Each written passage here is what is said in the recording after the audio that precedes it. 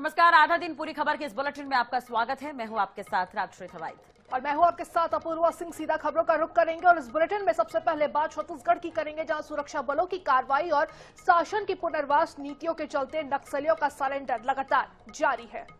तो इसी बीच महाराष्ट्र की गढ़चिरौली पुलिस के सामने 14 अक्टूबर को सरेंडर करने वाले भूपति ने अपने सक्रिय साथियों से हथियार डालने का भी आग्रह किया है।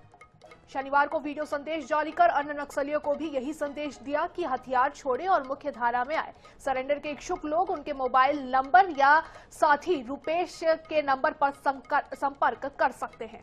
तो भूपति का ये कदम नक्सली हिंसक संघर्ष से हटकर समाज सेवा की ओर बदलाव का संदेश देता है। तो भूपति ने अपना नंबर भी जारी किया है। इस नंबर पर जो नक्सली है, जो आत्मसमर्पण करना चाहते हैं, सरेंडर करना चाहते हैं, वो इन नंबरों पर कॉल कर इनसे संपर्क कर सकते हैं। तो हिंसक संघर्ष छोड़ने की इच्छा रखने वाले नक्सलियों के लिए नंबर जारी किया गया है।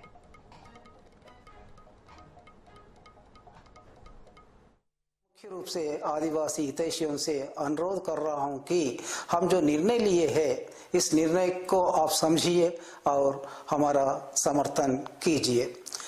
जिन लोगों ने हथियार छोड़कर आने के लिए तैयार है, जिन लोगों ने जनता के बीच में काम करने के लिए तैयार है, आप लोग मेरे संपर्क करने के लिए ये नंबर मैं बता रहा हूं। इस नंबर पर कांटेक्ट करने से हम आपका राय जान सकते हैं, आप आ सकते हैं। छत्तीसगढ़ में नक्सलवाद को लेकर सियासत फिर से गर्मा गई है। भाजपा नेताओं ने कांग्रेस पर नक्सलियों को संरक्षण देने और विकास में बाधा डालने का आरोप लगाया है।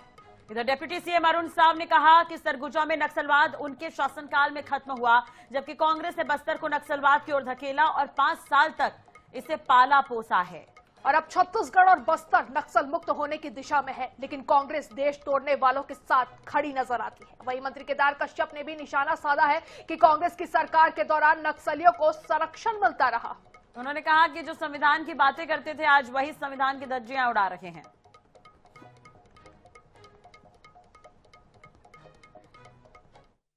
सरगुजा में नक्सलवाद हमारी सरकार के समय समाप्त हुआ और बस्तर के भी नक्सलवाद को हमारी सरकार रहते हुए पूरी तरह से ढकेल दिया था।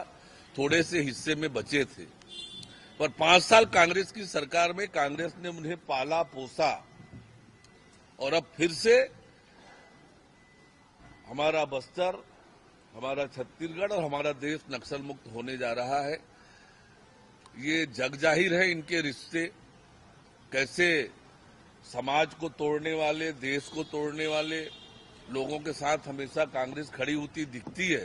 बिल्कुल, जिनकी राज्य और केंद्र दोनों जगह सरकारें रही और जिन्होंने कभी नक्सलियों को अपने ही लोग कह करके संबोधित किया और किस तरीके से उनके बयान यहाँ पर आए, किस तरीके से उनके नेता नक्सलियों को संरक्षण देने का काम करते हैं।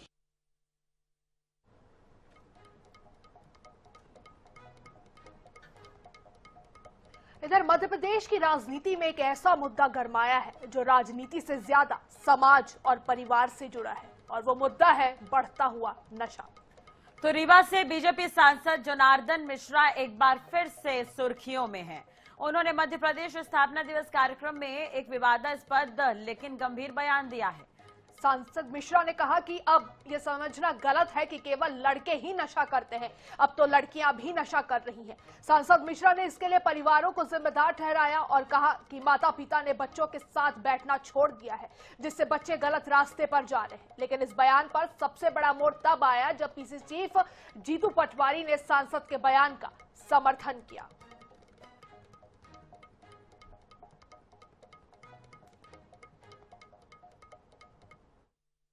तो बाप लड़का का लड़के सबको एक साथ बैठत रहे, लड़का भाई बंद जब 10 जने 5 जने बैठे एक साथ, और बिहारी करत रहे, बिहारी में सब घर के हाल चाल, पढ़ाई लिखाई या हुआ खुशाई सब होत रही।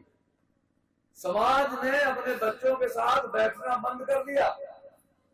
अगर अपने लड़का के साथ बिटिया के साथ बैठी, बिटिया पीती हैं। अब ऐसा मत समझिए कि केवल लड़के पी रहे हैं, लड़कियां भी पी रही हैं। आप अपने बेटी के साथ बैठिए, बेटे के साथ बैठिए। ये जो शराब का विषय है, ये किसी को क्रिटिसाइज करने का विषय नहीं है। नशा जब 17,000 करोड़ रुपए सरकार ने लक्ष्य रखा है, तो कौन पिएगा? वो हमारे बच्चे पिएंगे, हमारे लोग पिएंगे। जितनी शराब रेवेन्यू इकट्ठा होता है उससे 2 गुना अवैध बिकती है।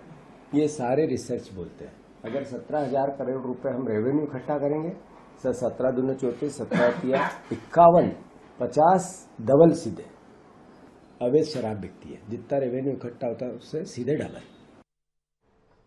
नक्सलियों के सरेंडर पर पीसीसी चीफ दीपक बैज का बयान सामने आया है। उन्होंने उप मुख्यमंत्री अरुण साव के बयान पर पलटवार किया है। पीसीसी चीफ दीपक बैज ने सरकार पर बड़े आरोप लगाए हैं। सरकार और नक्सली के बीच क्या गोपनीय वार्ता हुई? पीसीसी चीफ का कहना है कि नक्सली और सरकार के बीच क्या डील हुआ है। सीएम और दोनों उप मुख्यमंत्री सरेंडर करवाने पहुंचते हैं। एयरपोर्ट में 1.5 घंटे क्या चर्चा करते हैं? दीपक बैज ने सवाल खड़े किए हैं। तो सरेंडर स्थल क्यों नहीं गए? प्रेस कॉन्फ्रेंस कर वापस आ गए। रुपेश उर्फ अभय को मीडिया के सामने पेश क्यों नहीं किया गया? तमाम तरह के सवाल उठाते हुए नजर आ रहे हैं दीपक बैज। नक्सल ऑपरेशन पूरी तरह से बंद हो गया है, ये बड़ी बात दीपक बैज ने कही है। झीलम 2 करने का इरादा तो नहीं है, दीपक बैज ने निशाना साधा है। गृह मंत्री की वीडियो कॉल में क्या बात हो रही है सीएम को भी नहीं पता है। तो पीसीसी से दीपक बैज ने गंभीर आरोप सरकार पर लगाए हैं। बड़े आरोप लगाते हुए पीसीसी चीफ दिख रहे हैं। इसके साथ कई सारे सवाल भी वो नक्सलवाद के खात्मे को लेकर पूछते हुए नजर आ रहे हैं कि नक्सली और सरकार के बीच क्या डील हुई, बैज का पूछना है। सीएम और दोनों उप मुख्यमंत्री सरेंडर करवाने पहुंचते हैं। सरेंडर स्थल क्यों नहीं गए? इसके अलावा उन्होंने क्या कुछ बड़े आरोप लगाए हैं, क्या कुछ सवाल पूछे, सुनते हैं। जो नक्सली नेता रुपेश उर्फ अभय, उनको बड़े मीडियाओं के साथ क्यों सामने नहीं किया गया?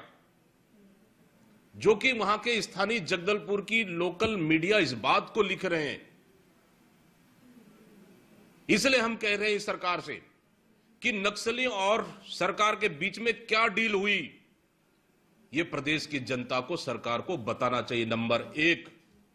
नंबर 2, और इसके बाद पूरी बड़े ऑपरेशन बस्तर में बंद हो चुकी है। क्यों? इसलिए मैं कह रहा हूं, क्या डील हुई जो पूरी ऑपरेशन नक्सल ऑपरेशन पूरी तरह से बंद हो चुका है, मूवमेंट पूरी तरह से थम चुका है प्रदेश में। और इधर जबलपुर के नर्मदा घाटों को विकसित करने की योजना पर कार्य जारी है। वहीं इस परिकल्पना को लेकर मध्य प्रदेश सड़क विकास परियोजना के एमडी भारत यादव ने आईएनएस न्यूज से खास बातचीत की।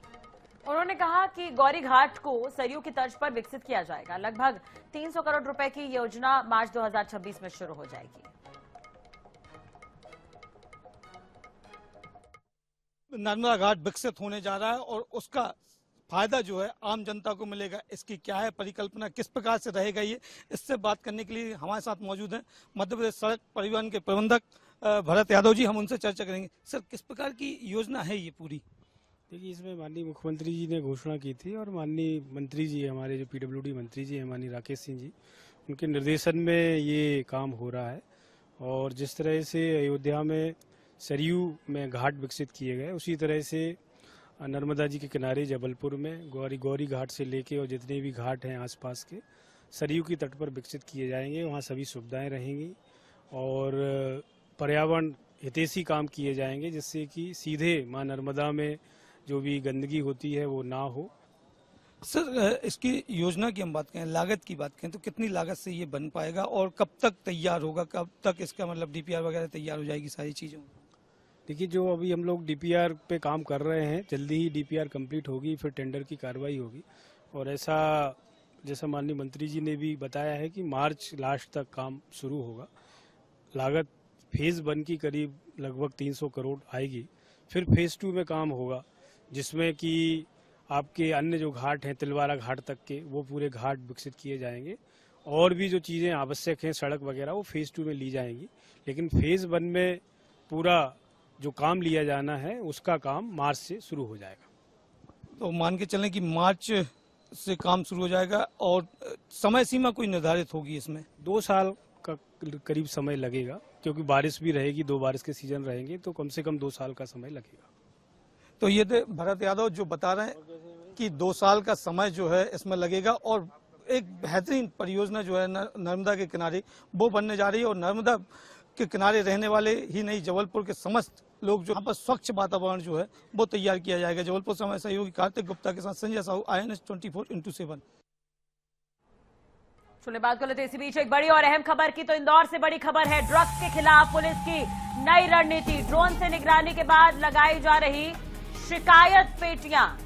तो 32 पुलिस थाना क्षेत्र में लगी 64 शिकायत पेटियां, जहां सीसीटीवी नहीं है, ऐसी जगहों पर भी ये पेटियां लगाई गई हैं। शिकायतकर्ता की पहचान पूरी तरीके से गुप्त रखी जाएगी। तो शिकायतकर्ता की पहचान पूरी तरीके से गुप्त रखी जाएगी। इंदौर से खबर हम आपको बता रहे हैं, जहां ड्रग्स के खिलाफ पुलिस की अब नई रणनीति निकलकर सामने आई है, जहां ड्रोन से निगरानी के बाद अब शिकायत पेटियां भी लगाई जा रही है। 32 पुलिस थाना क्षेत्र में 60 से ज्यादा शिकायत पेटियां लगा दी गई है। जहां सीसीटीवी नहीं है, ऐसी ही जगहों पर भी ये शिकायत पेटियां लगाई गई है और शिकायतकर्ता की पहचान आपको बता दें कि पूरी तरीके से गोपनीय रखी जाएगी।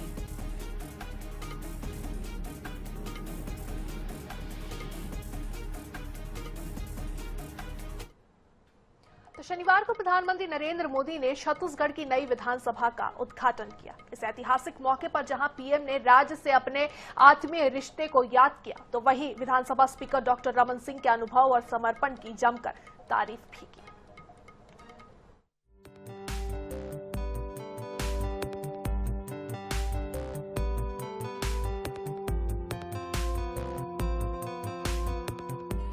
छत्तीसगढ़ को अपनी नई विधानसभा मिल चुकी है। प्रधानमंत्री नरेंद्र मोदी ने शनिवार को नई विधानसभा का शुभारंभ किया।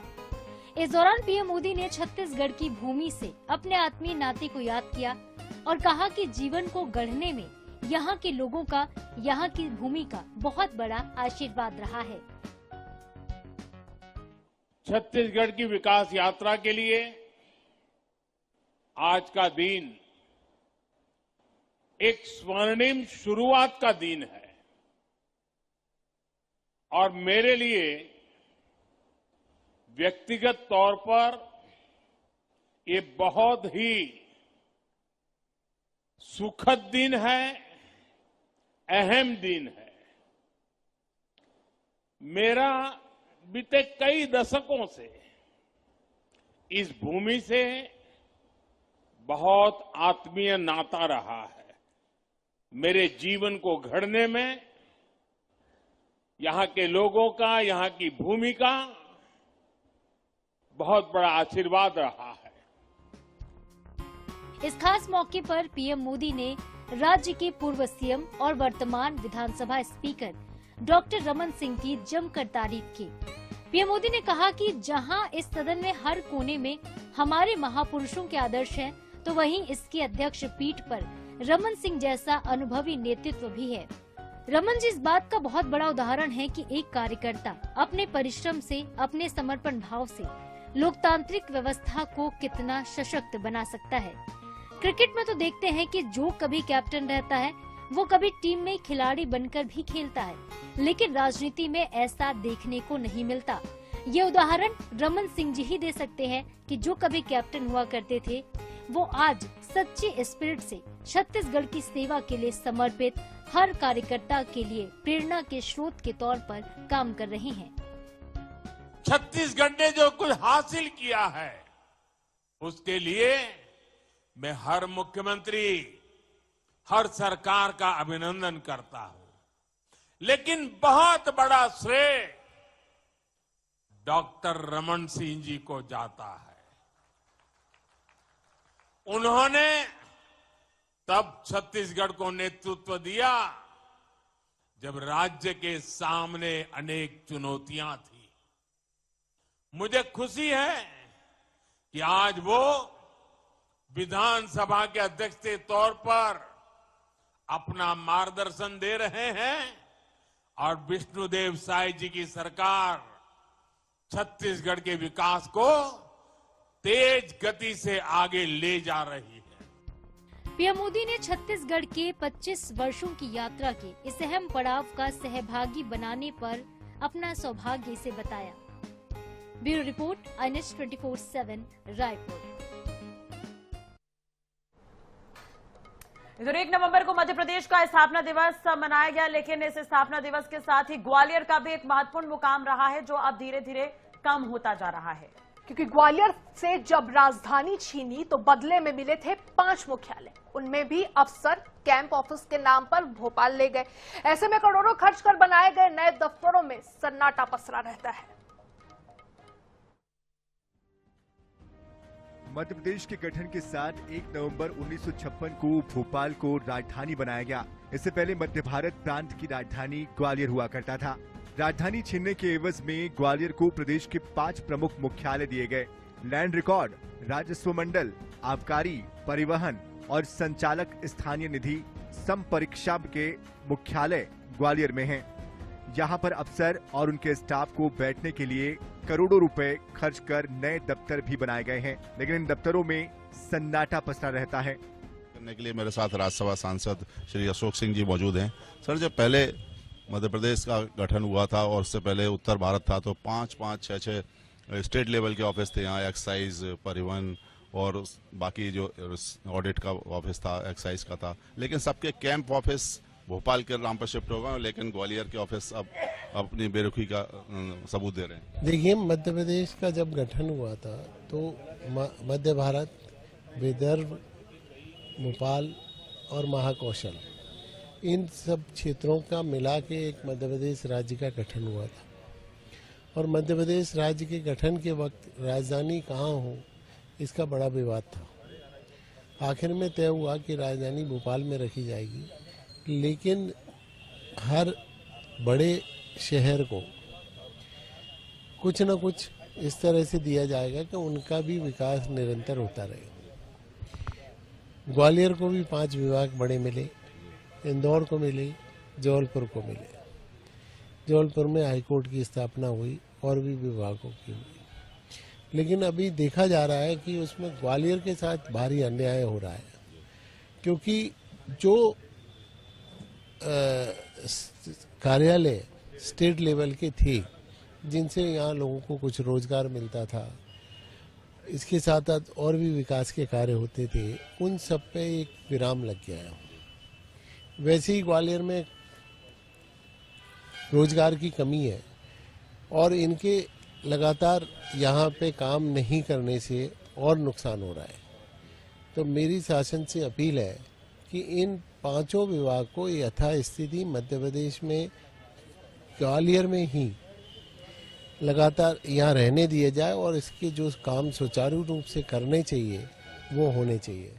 कैंप ऑफिस के नाम पर इंदौर, जबलपुर जैसे प्रदेश के महानगरों में सेटअप जमाया गया है, पर अफसर इन जिलों में भी नहीं जाना चाहते।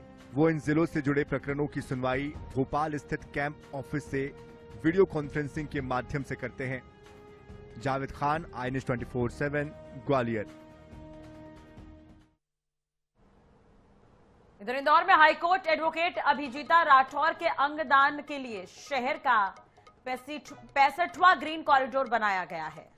अभिजीता के अंगों ने 3 मरीजों को नई जिंदगी दी है। बता दें कि लीवर को CHL हॉस्पिटल, एक किडनी जुपिटर हॉस्पिटल और दूसरी किडनी चौथराम हॉस्पिटल में ट्रांसप्लांट के लिए पहुंचाई गई है।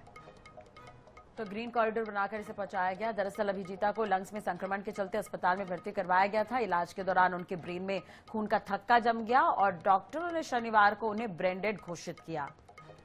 उसके बाद परिवार ने समाज के प्रति संवेदनशील निर्णय लेते हुए उनके अंगदान का संकल्प भी लिया। ये मुस्कान ग्रुप के द्वारा सूचना दी गई थी ट्रैफिक पुलिस को और संपर्क किया गया था कि कल जो जुपिटर हॉस्पिटल में ब्रेन डेथ की वजह से जो एडवोकेट थी श्री अभिजीता राठौर जी, उनकी मृत्यु हो गई है और मृत्यु होने पर उनके परिजनों ने उनके जो अंगदान करने की सहमति दे दी गई है। इसमें एक ग्रीन कॉरिडोर बनाया गया था। दो दो रास्तों पर ग्रीन कॉरिडोर बनाया गया था, जिसमें एक छिपटर हॉस्पिटल से, छिपटर हॉस्पिटल ये वही हॉस्पिटल है जहां पर इनकी मृत्यु हुई है, तो वहां से लेकर चौथराम हॉस्पिटल तक एक ग्रीन कॉरिडोर बनाया गया था और दूसरा ग्रीन कॉरिडोर ये छिपटर हॉस्पिटल से LIG में जो CHL है वहां के लिए ग्रीन कॉरिडोर बनाया गया था। चलिए बात पेंड्रा की कर लेते हैं। तो मरवाही वनमंडल के कटरा धनुहारी टोला में हाथियों की आमद से ग्रामीणों में दहशत है। 10 हाथियों के झुंड ने दुनहारी टोला में प्रवेश किया है। हाथियों के झुंड ने किसानों की फसलों को भारी नुकसान पहुंचाया है। अब ग्रामीणों की चिंता बढ़ गई है। हालांकि वन विभाग की टीम हाथियों की गतिविधि पर नजर बनाए हुए है। साथ ही ग्रामीण अभी सतर्क रहें, ये अपील की जा रही है विभाग की तरफ से। तो ग्रामीणों से सतर्क रहने की अपील भी की जा रही है। 10 हाथियों के झुंड ने दहशत मचा के रखी है उस इलाके में। और इसके साथ इस बुलेटिन में फिलहाल के लिए बस इतना ही। मुझे और मेरे सहयोगी को इजाजत दीजिए और खबरों के लिए बने रहिए हमारे साथ। नमस्कार।